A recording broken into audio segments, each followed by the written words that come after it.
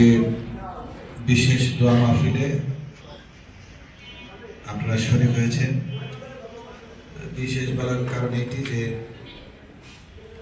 বাংলাদেশের তিনবারের প্রধানমন্ত্রী দেশনেত্রী বেগম খালেদা জিয়া ওনার রুহের মাগফিরাতের জন্য আজকে দোয়া। আপনারা এখানে যারা উপস্থিত হয়েছেন আপনারা সবাই দেখেছেন যে বাংলাদেশ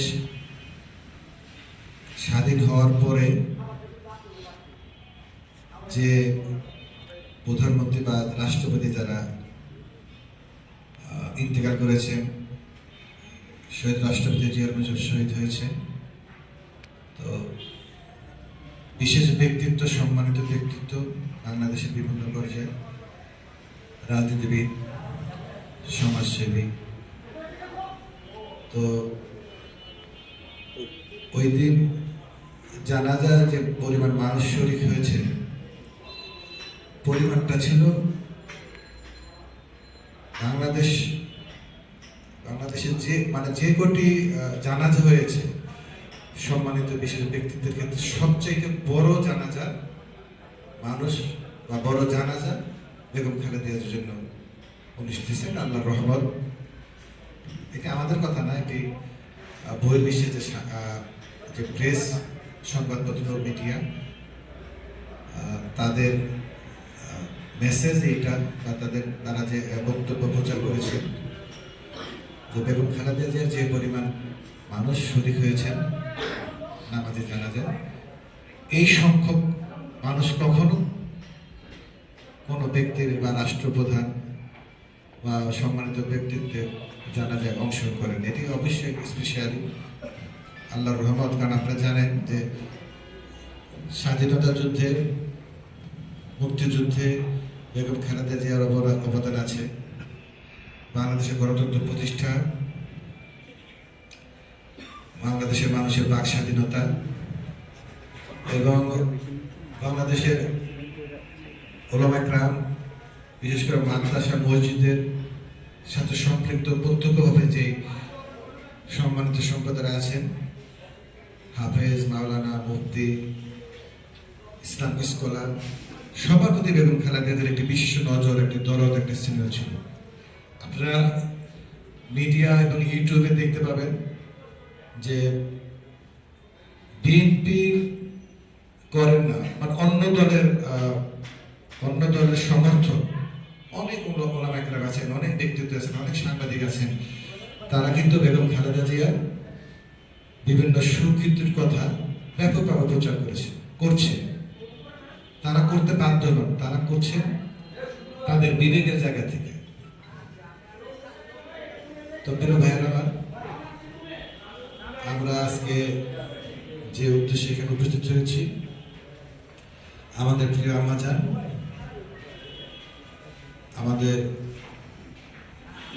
প্রিয় মমতাময়ী মা।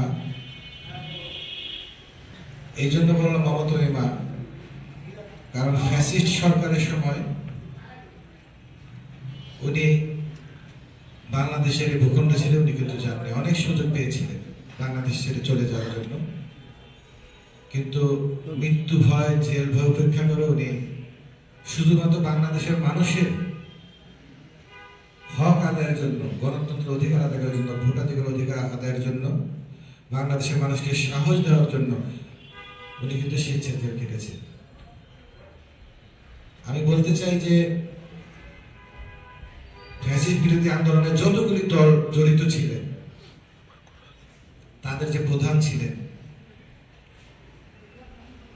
দলগুলি ধরেন ডানপন্থী, বামপন্থী দল আছে, বিএনপি সহ অনেক দলের, বড় বড় দলের অনেক ত্যাগী নেতারা আন্দোলন সংগ্রাম করেছেন। কিন্তু বেগম খালেদা জিয়া সারা বাংলাদেশের মানুষের সম্মান, ভালোবাসা, মমতা, স্নেহ আদায় করার জন্য একজন বলিষ্ঠ রাজনীতিবিদ হিসাবে কি করা উচিত উনি সেই কাজটি করেছেন। আমার ব্যক্তিগত মতামত হচ্ছে, যারা ফ্যাসিস্ট বিরোধী আন্দোলন করেছেন, হাসিনা বিরোধী আন্দোলন করেছেন, রাজপথে ছিলেন, অনেক লক্ষ লক্ষ পুরুষ মানুষ আমরা যারা আছি, যারা রাজপথে ছিলাম, তাদের অনেক এই লক্ষ লক্ষ পুরুষের কলিজা যদি আপনারা এক জায়গা করেন, তাহলে বেগম খালেদা জিয়ার কলিজার সমান হবে। একজন নারী লক্ষ লক্ষ পুরুষকে শিখিয়ে দিয়েছেন যে আল্লাহ ছাড়া কোনো মানুষের কাছে মাথা নত না করা, সম্মান কি জিনিস, রাজনীতি, একজন রাজনৈতিক নেতা আর একজন রাজনৈতিক কর্মী রাজপথে সন্ত্রাসবিরোধী আন্দোলনে কি ধরনের ভূমিকা, বলিষ্ঠ ভূমিকা থাকা উচিত, সেটা কিন্তু বেগম খালেদা জিয়া বিভিন্ন সময় দেখিয়েছেন। গৃহবন্দী ছিলেন 1971 মুক্তিযুদ্ধে, এরশাদ পিরিয়ডে উনি গৃহবন্দী ছিলেন। স্বতঃপ্রলোভন সত্ত্বেও উনি স্বৈরাচারের সাথে আঘাত করেননি। 86-তে ফ্যাসিস্ট হাসিনা স্বৈরাচার এরশাদের সাথে শুধুমাত্র ক্ষমতা, অর্থ লোভে ওয়াদা করেছিলেন বাংলাদেশের মানুষের কাছে যে স্বৈরাচারের পতন ছাড়া তারা ঘরে ফিরে যাবে না, কিন্তু হাসিনা তাদের সাথে একাত্মতা ঘোষণা করেছিলেন, যার ফলে আর 4 বছর এরশাদ ক্ষমতা থাকার সুযোগ পায়। কিন্তু বেগম খালেদা জিয়া এমন এক নেতা, লিডার, যে উনি ক্ষমতা, অর্থকে পায়ে ঠেলে বাংলাদেশের মানুষের অধিকার প্রতিষ্ঠার জন্য উনি একাই লড়েছেন, এবং তার ফল হয়েছে কি, আল্লাহর রহমতে উনি বাংলাদেশের প্রথম মহিলা প্রধানমন্ত্রী হয়েছে 91 সালে। তো প্রিয় ভাইয়ের আমার, আপনাদের কাছে আমি অনুরোধ করব, আপনারা আমাদের প্রিয় মাজার দেশের নেত্রী বেগম খালেদা জিয়ার জন্য দোয়া করবেন, আল্লাহ যেন তাকে জান্নাত নসিব করুন, আমিন। আমাদের প্রিয় ভাই, যিনি চিকিৎসাহীনতায় মালয়েশিয়ায় দীর্ঘদিন অসুস্থতায় একদমই চিকিৎসা পাননি, মানবতার জীবনযাপন করেছেন, আরাফাতুর রহমান কোকো, আল্লাহ ওনাকে যেন শহীদের মর্যাদা দেন, এবং আরাফাতুর রহমান কোকোর ওনার জন্য আপনারা দোয়া করবেন। পাশাপাশি বিএনপি সহ বিভিন্ন দলের যারা ফ্যাসিস্ট বিরোধী আন্দোলনে শহীদ হয়েছেন, আহত হয়েছেন, সবার জন্য আপনারা দোয়া করবেন। আমাদের প্রিয় নেতা, ভবিষ্যৎ বাংলাদেশের অভিভাবক দেশনাথ জনাব তারেক রহমান সাহেবের জন্য দোয়া করবেন, ওনাকে যেন আল্লাহ দীর্ঘায়ু দান করেন, আমিন। পাশাপাশি আমাদের ভাবি জোবাইদুর রহমান, ডাক্তার জোবাইদুর রহমান, ব্যারিস্টার জাইমা রহমান, আমাদের প্রিয় ভাতিজি, তাদের জন্য দোয়া করবেন যেন দেশনাথ তারেক রহমান সাহেবের পাশে থেকে ওনারাও যেন বাংলাদেশের মানুষের সেবা করার সুযোগ পান।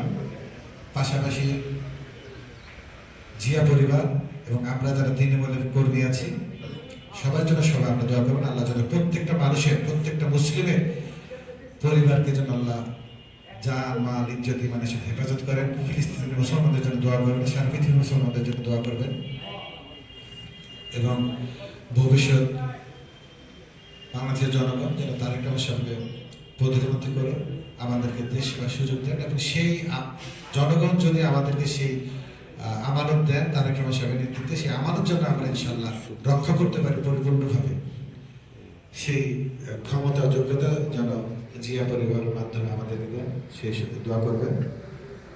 তো প্রিয় ভাইরা, এখন দোয়া পরিচালনা করবেন আমাদের প্রিয় ভাই আবুল কালাম ভাই। আপনাদের সকলকে দোয়ায় শরীক হওয়ার জন্য অনুরোধ করছি। ধন্যবাদ। আসসালামু আলাইকুম ওয়া রাহমাতুল্লাহি ওয়া বারাকাতুহু।